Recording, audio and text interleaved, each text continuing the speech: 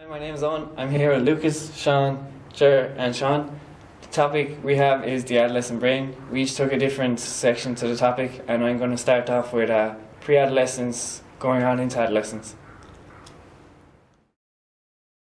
Children's brains have a massive growth spurt from a very young age. It is thought by the age of 6 the child's brain is 90 to 95% the size of an adult's. Despite small difference in sizes, there are massive difference in functionality. Remodeling the brain is constantly happening. However, during puberty and adolescence, it is most active.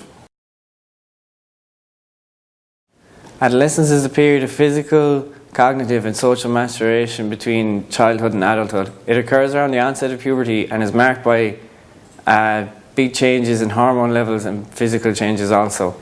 The end of adolescence is said to occur when the individual has attained a stable adult role, by which time the majority of pubertal changes will have reached completion. During adolescence, the brain is remodeling, and as a result, it is pruning away any unused connections in the thinking and processing part of the brain, i.e. the grey matter.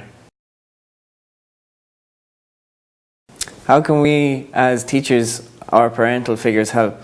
How a person spends their time is crucial to brain development. We could do a few small things such as promote sleeping, promote good thinking skills, talk your decisions, encourage positive behaviour, maintain a connection, offer frequent yet positive praise, and finally promote good behaviour. The period between childhood and young adulthood is a period of rapid change. Emotional, physical, cognitive and social. During this time, children's bodies change in different ways and at different times.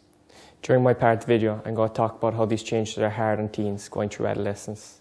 For girls, you might start to see physical change from about 10 to 11 years of age, but it also might start as early as 8 or as late as 13 years. Physical changes for girls include breast development, change in body shape and size, and the growth of pubic and body hair. For boys, physical changes could start from around 11 to 12 years, but could start as young as 9 years or as old as 14. Physical changes for boys include growth of the penis and testicles, change in body shape and size, and the growth of pubic and body hair. Studies show that girls who hit puberty early are more likely to face problems. For example, a girl who hits puberty early is likely to be bigger and broader than the rest of her peers and therefore have low self-esteem. These females are usually rejected by their peers and tend to look for older and more mature friends. This can have a bad impact on someone so mentally immature and can often lead teens into premature sex and drugs. On the other hand, early puberty amongst boys can be perceived as a head start. In most cultures, strength and athleticism is considered a main attraction amongst young males. They are considered stronger and better than the rest of their peers, and friends look up to them, and therefore his self-esteem remains unharmed. Boys who develop late are more likely to be teased or bullied and are less likely to have interest in physical activity. And these changes can affect social development in their future years. So we have all these physical changes happening within the adolescent, and how does this affect them socially? Teens are famous for being self-conscious and worrying about their image, but why is this the case in teens as opposed to children or adults? Well, studies have shown that self-consciousness is linked to the physiological brain responses that are happening within the brain during the adolescence. One study conducted by the National Institute on Media and Family reports that at age 13, 53% of American girls are unhappy with their bodies. This grows to 78% by the time girls reach 17. Interesting to note that when you type in self-conscious teens into Google, majority of images and content is female orientated. Do we put this down to the media coverage portrayal of how young women should look, like the ones they see in the front of the magazine covers? This undoubtedly leads to low self-esteem and lack of confidence for young women. All these changes happening within the adolescent's body can affect the way the young adult is viewed in the eyes of his or her peers, and not always for the better. Boys who have not developed as much as his or her friends feel weak because they do not have big arms or facial hair. Similarly, girls who are late developers can often be taunted about their appearance.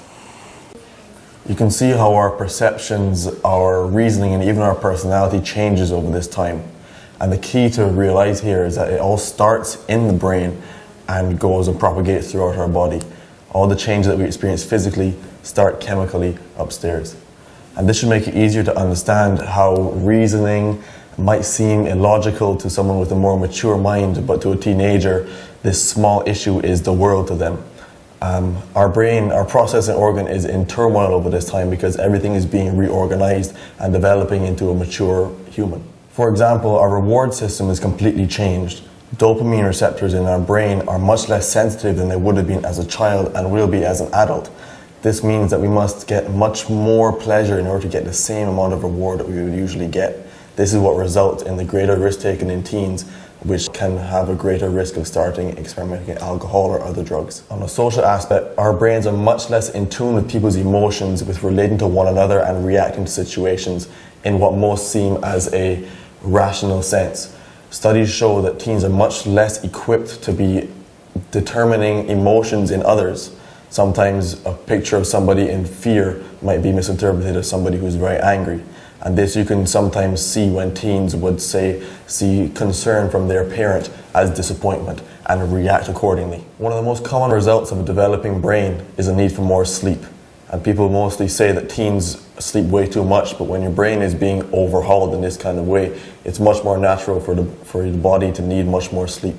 As in, when you sleep, your body grows more physically. When you sleep, your brain has the time to repair itself and grow more as it needs to. This process in its entirety takes many years, usually more than 10. So from the age 13 to over 19 and into your early 20s, your brain can still be developing.